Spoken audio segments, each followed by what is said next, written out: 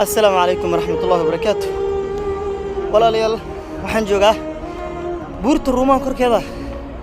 buurta arad ku soo koray. meeshan aad arkaysaan waa buurta Ruumaan. Jabal Ruumaan meeshii saxaabada 10ka ahaa lagu dilay. 40 kale tan ay u dhaadhaceen qaybta hoose buurta. Jabal Uhudna waa gadaasheeda ka muuqata ayadana ilaa waxaas geeska kale yaala waa buurta Uhud oo dagaalkii Uhud uu ka dhacay.